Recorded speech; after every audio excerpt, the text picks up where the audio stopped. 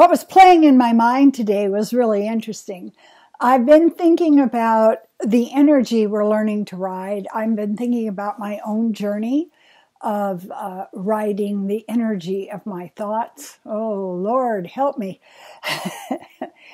And what came to mind was this sort of a Western movie or something. You know, these guys go out into the corral and they get this horse that looks like a dragon. Its eyes are rolled back and it's breathing fire. And they get on the back and they ride it until it is rideable, breaking it in. And I was thinking of myself lately as I am getting ready to go to the trip to Ireland, Scotland, and the north of England, about how so much fear was arising and anxiety and just, oh, what are you doing? It was sort of like breaking off as the safety voice is over here going, are you crazy? What are you doing? But this resistance, this fear response, the one thing I can say that's really interesting as we learn how to deal with it is we tame it. It's never going to roll its eyes back and try to bite our arms off and slam us against the fence again. Once we get the confidence that we can ride this surge of fear or anxiety, or I've never done it before. And, I had experience today. I hate spending money. You've heard me say that before. And I went in to have my hearing tested, and the hearing aids weren't working. And by the way, they were 5 years old, which means that you need a new set anyway. So my first knee-jerk reaction is, I'm spending so much money, I'm going to end up crawling with torn clothing in the alley and, starved to death with my face down in a mud puddle. Yeah, that's the first story I tell myself. But then I came to a place and I worked it out with the audiologist that was working with me. I said, oh, okay. So I have been wearing the hearing aids as long as you can wear the hearing aids. My hearing only got worse in the last year. The other 4 years, it stayed at an even level. And I'll get new hearing aids that actually work when I go to Europe. And she's just looking at me going, I've never seen anybody do that before. And I said, what? And she said, look for the optimism, look for the bright side. And I said, yeah, I have to work my way through it, because the whole bathos, victimized heroine that did nothing wrong and all these things are happening always arises. It's something that we're sort of imprinted with, where it's ingrained in us.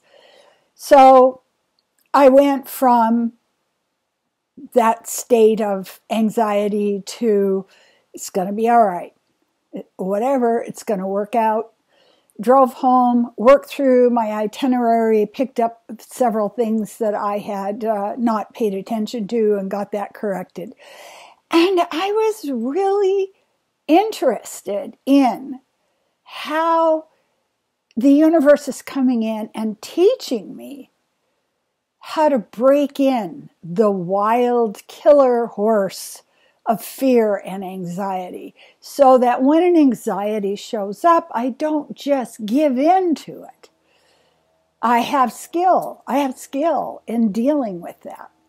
I have skill in flipping the switch to trusting the universe out of a place of victimhood. And I think this is something that really helps if you're working on yourself, if you're working on your mindfulness, if you're working on your health, is to pay attention when the possibility of freaking out arrives and just say, no, thank you. I don't want to tango with you freaking out. Go find another partner. I'm just going to waltz over here very slowly and carefully. And then, of course, the issue of time is interesting because scarcity of time and scarcity of money are, for me, the two issues that have caused the most low vibration in my life. And I'm finding, even as I'm getting ready for this trip and getting my house ready, because I'm going to have Airbnb guests coming in and getting my garden ready, I just keep dropping down into breath, and I keep dropping down into there is enough time for anything that needs to be accomplished.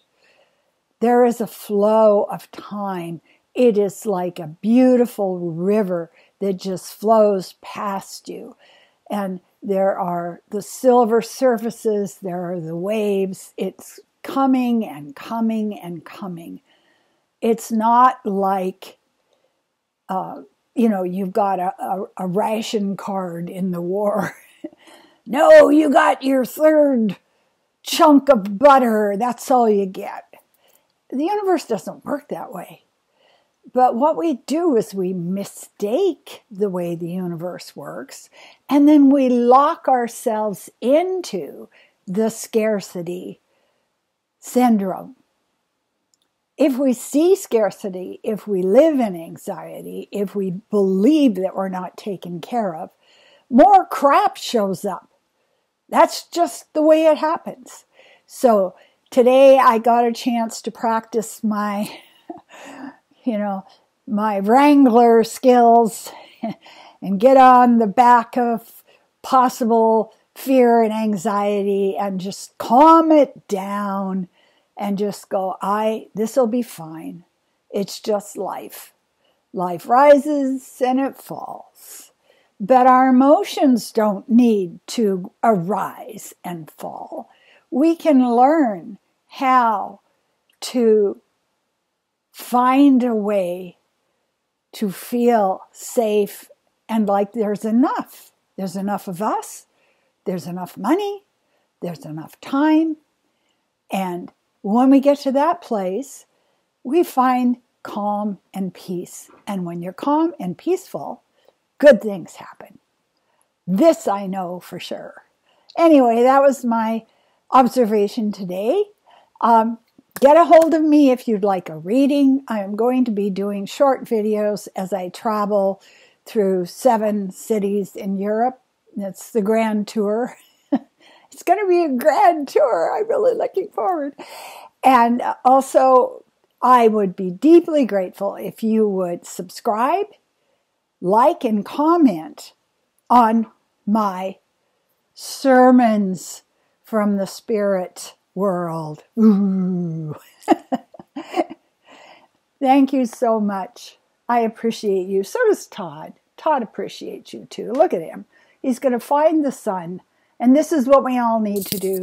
Find the sun and lay in it and let it irradiate us with optimism. Thank you.